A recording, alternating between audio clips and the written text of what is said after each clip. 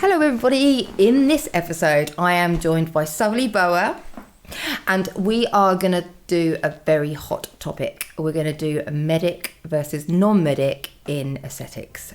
Dare we?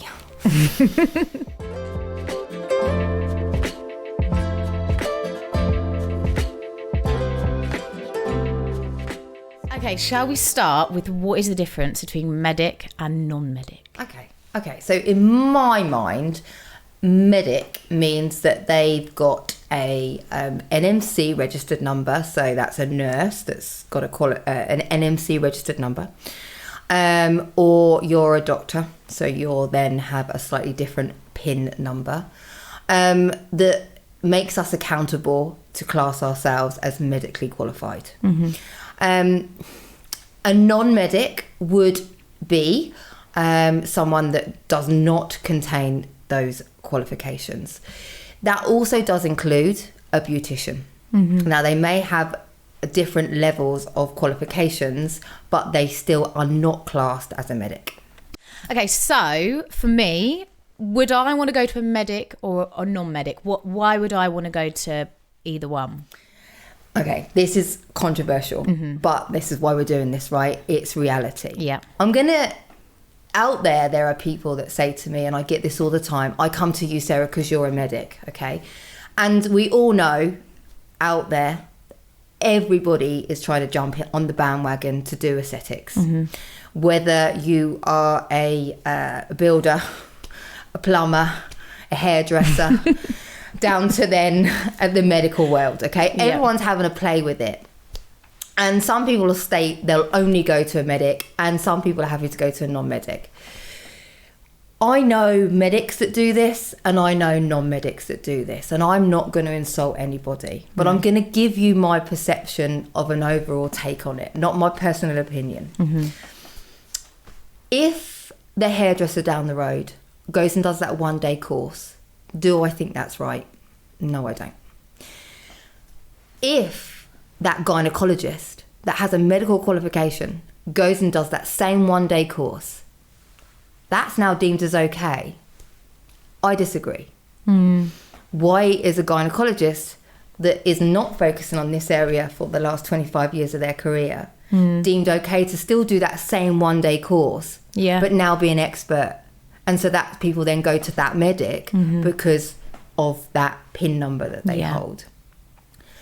So for me, I really, really want people to look at that bigger picture because I'm sorry to break this to reality. There are medics out there that are dangerous. Really? And you need to know how qualified they are. Yeah. You know, I'm a children's nurse by background. So the anatomy of your face is very different to a child. Yeah. And so that one-day course that I did made me think, I love this, but I'm never going to be good enough to go near your face until I dive deeper in the learning journey. Yeah. Now, there are practitioners that are non-medic that are also in my same caliber. They also want to do multiple training courses. They do level 1, 2, 3, 4, 5, and they can also do right up to level 7 training, which is where I'm qualified at to do aesthetics. A non-medic could do that. And so I'm thinking if a non-medic's got enough balls and want to get there to a level 7, they potentially might be at the same caliber as me. Really? So I want to say, okay, a medic, if you have a cardiac arrest, right, a medic, you could probably argue we're going to look after you. Yeah. But no one's going to really have a cardiac arrest from what we do. It would be a pure coincidence that would happen. Mm-hmm. So if I am a medic that's done a one-day training course that covers the absolute basics but does not cover in detail complications, how are they any better than the non-medic down the road? So the title medic really means nothing. It's not to that profession. Yeah. But in reality, to the patient that always says, "I will only see a medic." Yeah. Dive deeper. Yeah. How much training has that medic done? Is it just a hobby that they did that one-day training day 3 years ago and they've not done any since, you know? But that non-medic has done constant ongoing training to get to a level 7, which is what the government is pushing everyone and will make them do. you could argue that they are going to be on the same caliber, if not better. Yeah. So the key message here is I'm not here to tread on anyone's toes. I would choose to go to a medic myself, but I'd be very selective. I would want to know that my practitioner has ongoing training all the time. I want to know what emergency bags they've got in their clinic. I want to know how much hyaluronidase they've got in their cupboard, which this drug is what you use to in an emergency situation with filler. I know when I first started, I had one vial. It was only been me doing ongoing courses all the time that I'd hear another practitioner say, in an emergency, I used 5 the other day. Then I go on another course and someone says 14, and I've now got 25 up there. But that medic down the road that's only done that 1 day course might only have 1 vial. They might have actually none. So would you say to someone like me, would you say it's okay for me to say to somebody, can I just ask what qualifications you've got? What do you do? Tell me what you do. Because for me personally, I don't know the industry well. I just know that I want to get my lips done.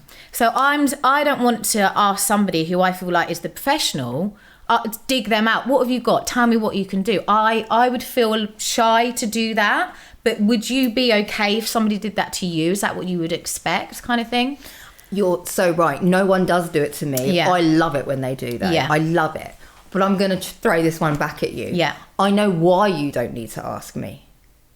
Because I tell you all the time on my social media. It's true. When I'm on a training, you see it. You hear me all the time. So if you don't need to ask because your practitioner is telling you, great. Yeah. You need to ask though when it's a silent in the background, and that's for anyone. But it's okay to question. Yeah. I recently had an emergency situation in clinic, and that week I was booked to have filler. And when I went for my appointment, guess what question I asked this worldwide aesthetic trainer? I said to him, how much hyaluronidase have you got in your cupboard? And he burst out laughing and said, oh, have you had an emergency this week? And I'm like, hell yeah. Paranoia. Yeah. And he giggled and said, you're fine. We're good. But actually, the right practitioner will be very, very, accommodating with you question about where I'm at with my training. And actually, often in my clinic, when I'm junior with a new treatment, the price is according to that. And I'm very open with you about that as to, this is new to me, bear with me, you're safe, but I'm still learning the tricks of the trade with it. Yeah. And that's okay to tell. Yeah. The world. It's like when you did tell your story about when you had that emergency that happened. It was like, I think a lot of people maybe wouldn't want to post that that's happened in their clinic.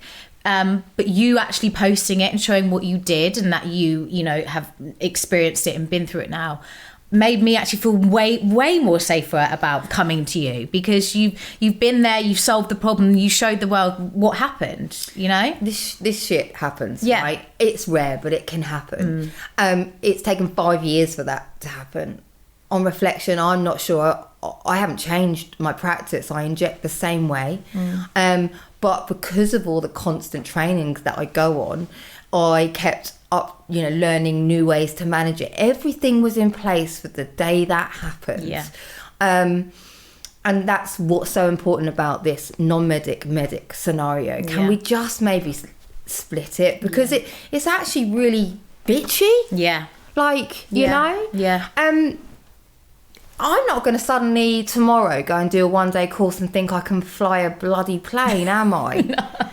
And so let's just make sure, let's not stop the bitchiness about this non-medic and medic. I have my own opinion on it, but that's for me personal. I think there are non-medics out there that are working their butt off to meet what the government requires. The ones that aren't, I don't have time for, and I don't respect. But that's the same for a medic badge as well. Let me reverse the question back to you. If you went and had lip filler, and then you found out that they'd just done a 1 day course, what would your view be on that? And let's just give you 2 scenarios. They're both, one's a medic and one's a non-medic. Okay. If I'd found out after the treatment, I'd be, one, disappointed in myself that I hadn't asked the questions first before I had it done. So, you know, it almost embarrassed, to be honest. Two, why was I not told before? I think that's a really, really important bit of information. Yeah, do you know what? How critical are we? You just said I would be so annoyed and angry with myself. Yeah. What? I know. That's not on you. Yeah. That is on the practitioner. Yeah. When I'm new at doing anything, my patients will know I'm new at doing it. Yeah. There's nothing to be scared of me telling you that. I know. So it's not your fault. I think that's my people pleaser in me, but I'm, you know, I would question everything. Then I'm disappointed in myself. Why wasn't I told first before them? You know, why was it advertised in that way?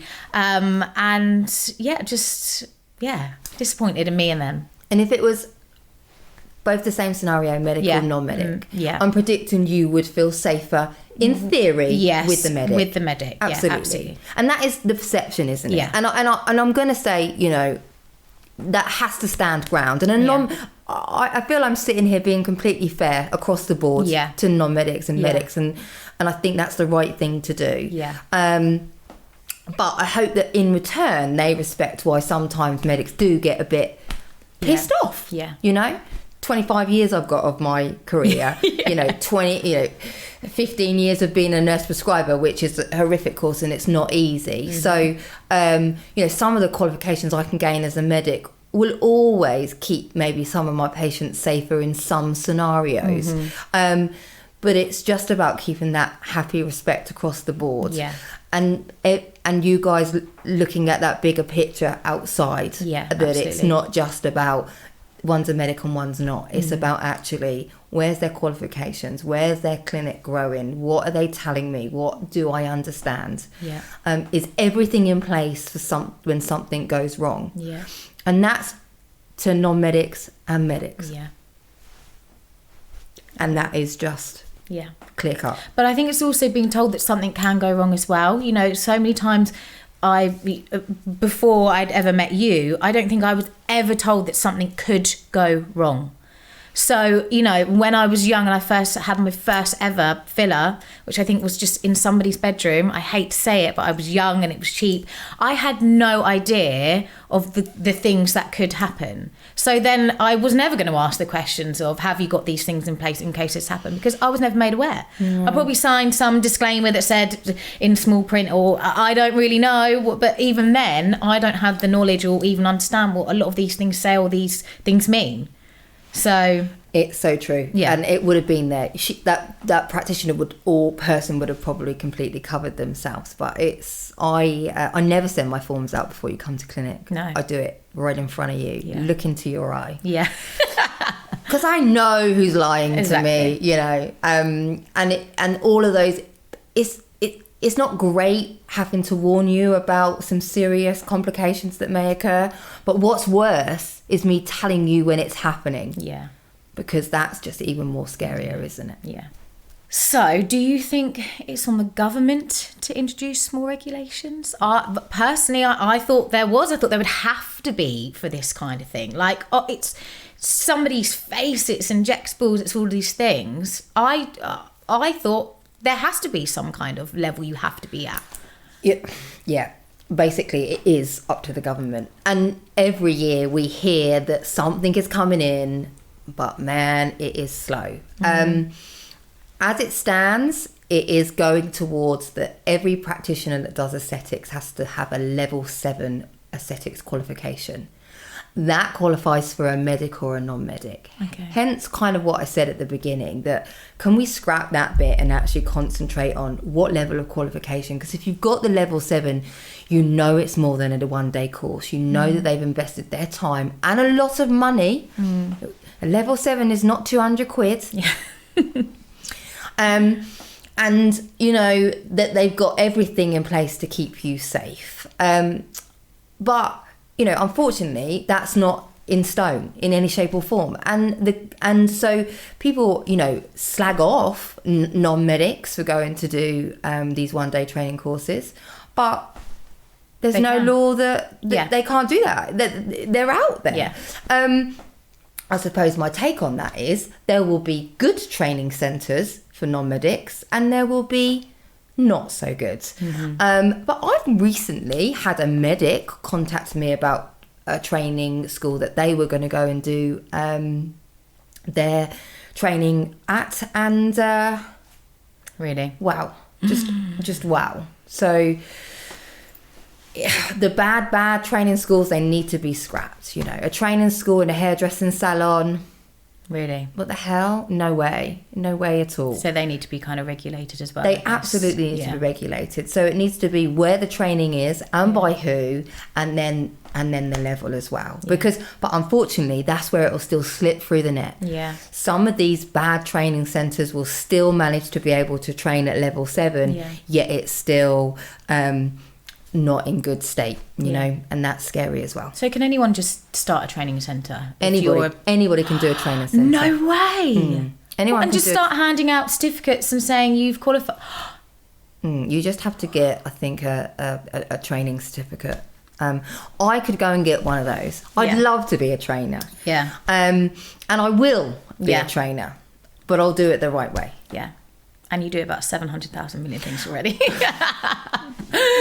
When I can fit it in the diary, I'd love to be a trainer. But, you know, I want people to come to me and feel safe and regulated. Yeah. Would I train medics versus non-medics? That's. Do you know what? I would actually be open to discussion as long as that non-medic could show me that they were close, they were at level 7 and then I was almost their mentor. What would be the difference? There would be no difference for me giving it to them than a medic that's done a one-day training course. Yeah, I get it. But you know, that's maybe another heated discussion. Yeah.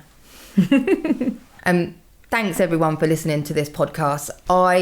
That was never easy for me, and I hope it's come clear that actually there's a bigger picture than just non-medic and medic. For those that maybe I've offended, I hope I didn't. If you really listen to what I said, I think I've given it a great, fair overview for both parties. Can't wait for the next chat.